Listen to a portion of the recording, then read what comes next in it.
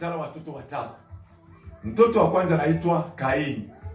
Tafsiri ni mtoto wa kusifiwa na Ibilisi wa kuwa watu. Mtoto wa pili anaitwa Abeli, mtoto wa kusifiwa na Mungu peke yake kwa matumizi. Mtoto wa tatu Seti, mtoto wa kusifiwa na babaye anaitwa Adamu.